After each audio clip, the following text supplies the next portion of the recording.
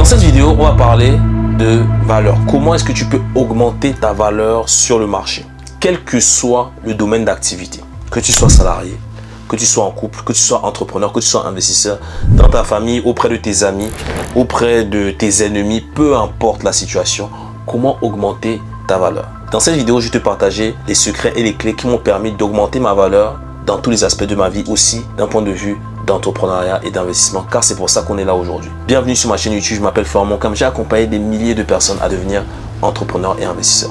Nous avons le premier média digital au Canada francophone qui traite l'investissement immobilier, des finances personnelles, de l'entrepreneuriat, également du mindset. Si tu veux faire partie du mouvement, je t'invite dès à présent à t'abonner à la chaîne YouTube, à cliquer sur la cloche de notification, à laisser un commentaire, à mettre un pouce bleu pour remercier toute mon équipe de tournage et surtout à partager cette vidéo à une autre personne qui souhaite en apprendre plus sur l'immobilier, les finances, l'entrepreneuriat, également le mindset. Dans cette vidéo, on va parler de valeur perçue, de valeur, c'est-à-dire comment augmenter sa valeur. Et c'est très important ce que je te dis. Ça va te paraître abstrait, mais c'est très important. On a tous une valeur sur le marché. On est tous perçus d'une certaine façon, en bien et en mal. C'est-à-dire, vois la valeur comme ce que tu peux dégager, c'est-à-dire le point de vue ou l'opinion que les personnes peuvent avoir de toi en t'écoutant, en te regardant ou en lisant ce que tu écris. Ça, c'est très important. Et tu verras qu'au travers de cette vidéo, je vais te donner plusieurs mises en situation pour te montrer à quel point le fait de travailler sur sa valeur peut te permettre de tout simplement atteindre tes objectifs. Okay? Déjà, en tant qu'entrepreneur, moi je te parle par rapport à moi, c'est-à-dire c'est que en tant qu'entrepreneur, tu ne peux pas être entrepreneur si tu ne crois pas en toi. Tu ne peux pas être investisseur si tu ne crois pas en toi. Et de manière générale, tu ne peux pas réussir si tu ne crois pas en toi. Donc ça demande déjà d'être sûr de soi et d'avoir un certain ego un peu plus élevé que la moyenne. Certains diront que même il faut avoir un ego surdimensionné, mais je dirais il faut quand même avoir un certain ego. Si tu respectes déjà ces différents critères, donc avoir confiance en soi, savoir ce que tu veux, avoir un ego un peu plus élevé que la moyenne, déjà ça en dit long sur ta personne et ça montre que tu es capable de faire beaucoup plus que les autres. Ça veut dire que tu crois en toi. Ça veut dire que tu as confiance en toi. Et ça veut dire également que tu ne laisses pas certaines choses passer, contrairement aux autres. Lorsque tu es entrepreneur, tu sais que tu ne plais pas à tout le monde. Et ça, il faut l'accepter. Lorsque tu es investisseur, tu sais que peut-être tes décisions ne vont pas plaire à tout le monde. Des fois, tu vas devoir aller à contre-courant, t'opposer à certaines personnes, être en contradiction avec certaines personnes. Et tu verras de manière générale, si tu regardes les plus grands succès, tu verras que c'est toujours des personnes qui sont beaucoup aimées, mais également mal aimées. Et bien évidemment par une minorité de personnes. C'est quelque chose que tu dois accepter. Donc déjà la première chose déjà pour augmenter sa valeur, c'est de savoir que tu ne peux pas plaire à tout le monde. Et il faut que tu saches une chose, c'est que si tu plais à tout le monde, c'est qu'il y a un gros problème. C'est-à-dire que si aujourd'hui tout le monde t'aime, tout est beau, c'est qu'il y a un problème. Il faut que tu aies des personnes qui te contredisent. Ça veut dire que tu n'es pas dans la moyenne. Ça veut dire que tu ne suis pas tout le monde. Et ça, c'est important. Parce que tu verras que quelqu'un qui a de la valeur, quelqu'un qui croit en lui, qui est motivé, qui est déterminé et qui va atteindre de gros objectifs, tu verras que c'est forcément quelqu'un qui va en contradiction avec certaines personnes. Également, augmenter ta valeur, tu vois, je parle d'un point de vue de business. Ça demande également le fait de ne pas être accessible et de dire oui à tout. Je te donne un exemple. Entre toi et moi, est-ce que si tu vois quelqu'un qui dit oui à tout, quel que soit ce qu'on lui demande, est-ce que tu respecterais cette personne-là? C'est-à-dire, tu dis oui, la personne dit oui à tout.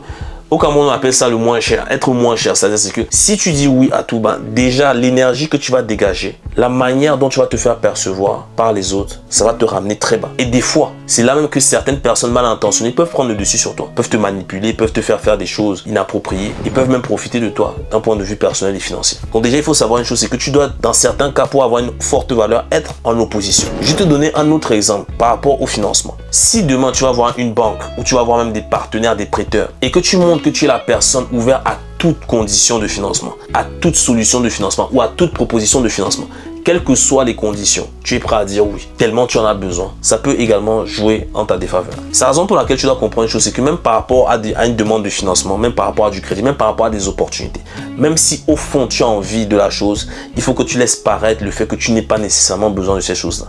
Même pas paraître, il faut que tu crois que tu n'aies pas besoin de ce financement. C'est pas parce que cette personne ne va pas te prêter que tu ne vas pas avoir de financement ailleurs.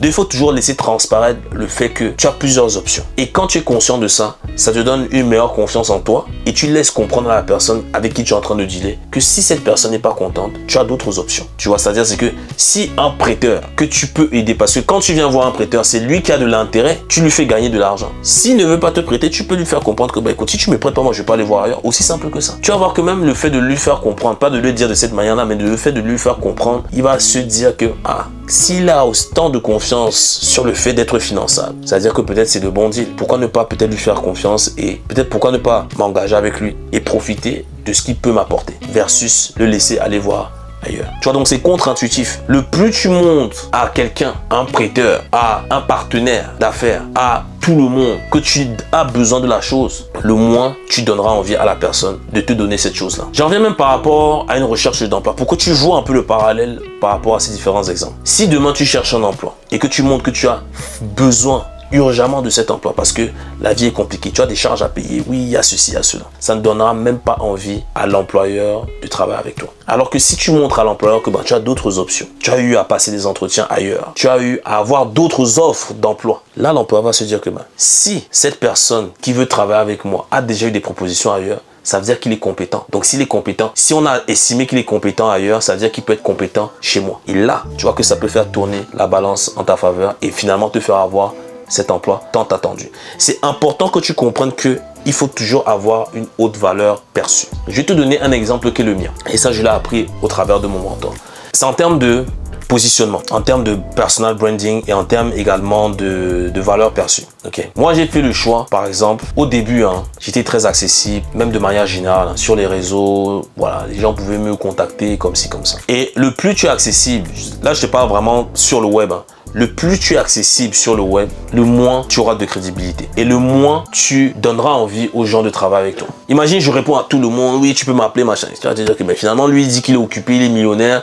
Et finalement, il décroche au téléphone dès que tu l'appelles. Non, tu vois ce que je veux dire. Il faut être un minimum inaccessible. Déjà, ça augmente ta valeur perçue. Ça montre que numéro 1, tu n'as pas le temps, ce qui est vrai. Numéro 2, tu ne traites pas avec n'importe qui, ce qui est également vrai. Et numéro 3, tu privilégies ton temps plus que n'importe quoi. C'est-à-dire aujourd'hui, mon temps, c'est la chose la plus importante. Donc, je n'accorde pas mon temps facilement. Donc, si tu fais l'équation, tu te dis, ok, voilà quelqu'un qui a eu des résultats, qui n'est pas accessible, qui valorise son temps. Ça veut dire que pour avoir accès à cette personne-là, ça demande beaucoup d'efforts en contrepartie ou un minimum d'efforts. Ça peut être une consultation, ça peut être venir à un événement, etc. pour vraiment avoir accès à cette personne. Tu le remarqueras également en termes de positionnement, j'ai fait le choix personnellement de ne pas par exemple me filmer sur Instagram ou même de filmer ma vie personnelle, tu vois. Il y a des personnes, ils sont influenceurs, tu vas les voir, tu sais partout. Moi des fois je montre ce que je fais, mais déjà je le fais de façon décalée. C'est-à-dire que si j'étais au restaurant, je vais peut-être dire à mon équipe, déjà c'est même pas moi qui publie, mon équipe va publier ça peut-être 2 jours après. Ça a des fins de confidentialité bien évidemment. Mais tu me verras jamais, très rarement me mettre comme ça et me filmer sur Instagram. Oui bonjour, ce matin je me suis levé et j'ai mangé ceci. Non, parce que là ça montre que tu es trop accessible. Parce que finalement sur les réseaux sociaux les personnes vont penser que tu es proche d'elles, tu vois. L'objectif, c'est d'être proche des personnes. Mais tu vois, les personnes vont penser que voilà, tu es un peu trop accessible. C'est la raison pour laquelle moi, personnellement, et j'ai même du mal à me filmer face caméra comme ça et de poster sur Instagram. C'est la raison pour laquelle sur Instagram, je filme comme ça. Okay, donc, je prends en photo des choses et je poste. Je mets des citations, etc.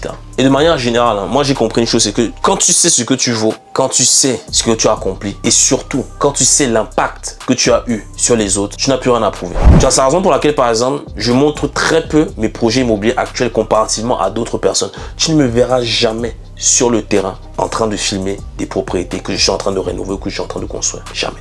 Pourquoi? Parce que je n'ai pas besoin de le prouver. Je n'ai pas besoin que les gens voient. Tu vois. Et ça crée un peu de mystère. En se disant, ok, qui est-il vraiment? Que fait-il? Qu'est-ce qu'il a? Et ça suscite l'intérêt qui attire les personnes vers toi. Parce que tu vas voir quelqu'un sûr de lui en te disant, ok, j'ai fait ça, j'ai accompli ça, machin. Et tu vois que cette personne est sûre d'elle. Mais tu vois qu'elle ne montre pas. Ou qu'elle te montre un peu. Versus quelqu'un qui dit la même chose, mais qui te montre que voilà ça. Tu vois ce que je veux dire? C'est pas la même approche. C'est pas la même approche. Et moi, j'ai compris, je vais pas dire récemment, mais depuis un certain temps, que tu n'as pas besoin de montrer ce que tu as accompli en fait. Les vrais savent reconnaître les vrais. J'ai pas besoin de montrer tous les biens immobiliers que j'ai. Des fois, il y a des personnes qui me le disent. Hein. Oui, pourquoi on ne voit pas tes projets? Est-ce que tu vas voir quelqu'un comme Bill Gates ou comme quelqu'un comme Jeff Bezos te montrer son compte bancaire ou te montrer ce qu'il vient d'acheter? Non, il est discret. Mais tu sais qu'il a. Parce que rien qu'à sa façon de faire, rien qu'à au move qu'il fait, rien que les sujets qu'il aborde ou les personnes qu'il côtoie ou les endroits qu'il fréquente, si tu le suis peut-être sur les réseaux sociaux, même si je ne pense pas qu'il soit sur les réseaux sociaux, il y a certains signes qui justifient que cette personne est à un certain niveau. Clairement, ça peut être une montre, ça peut être le type de voiture, ça peut être le type de déplacement, le type d'endroit que la personne fréquente, le type de conversation que la personne a avec certaines personnes. Là, c'est des signes qui montrent que, ok, si cette personne traite de tel sujet, si cette personne va à tel type d'endroit, ça veut dire que... Et là, les vrais reconnaissent. Et finalement, c'est les vrais avec qui tu veux faire affaire et non les personnes qui sont là pour faire du bruit, tu vois ce que je veux dire. Donc, c'est très important d'augmenter ta valeur. Et pour terminer, c'est la même chose avec les relations. C'est la même chose avec les relations. Tu vois, moi, je vais parler en tant qu'homme. C'est-à-dire, c'est qu'un homme sûr de lui, donc là, je m'adresse à mes frères plus jeunes et les frères célibataires, un homme sûr de lui va beaucoup plus attirer des femmes qu'un homme qui n'est pas sûr de lui. Et ça, les femmes pourront nous le confirmer dans le chat. Un homme sûr de lui va toujours avoir confiance en lui. La confiance emmène également, comment dire, la clarté d'esprit. Quand tu as confiance, ton esprit, il est clair parce que tu sais ce que tu veux. Ça t'emmène à prendre des décisions par rapport à toi et non par rapport aux autres. Même si ces décisions-là que tu vas prendre par rapport à toi vont avoir un impact autour de toi. Et l'impact que tu vas avoir autour de toi va faire en sorte que les autres te respectent. Y compris peut-être les femmes, si en l'occurrence tu es en recherche de relations. Et c'est ça qui est important. Et les femmes qui sont sur cette chaîne YouTube le confirmeront. C'est-à-dire c'est que le plus tu augmentes ta valeur, le mieux c'est. Pareil pour les femmes, le plus une femme augmente sa valeur, le mieux c'est. Et ça te fait avoir des résultats dont tu n'as même pas idée.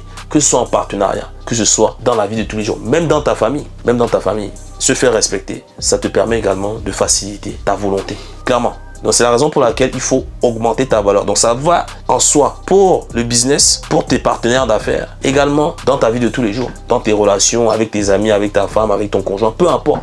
Dans la mesure où tu te fais respecter, ça veut dire que tu sais ce que tu veux, tu sais ce dont tu es capable et tu sais ce que tu peux accomplir. Et là, personne ne pourra t'enlever ça. Et que les gens t'aiment, ne t'aiment pas, toi tu sais ce que tu veux. Aussi simple que ça. Tant que tu es meilleur que la journée précédente, il n'y a que ça qui compte. J'espère que tu as apprécié cette vidéo. Si c'est le cas, tu mets un pouce bleu, tu la partages et surtout, on se retrouve pour une prochaine vidéo. À très bientôt. Ciao.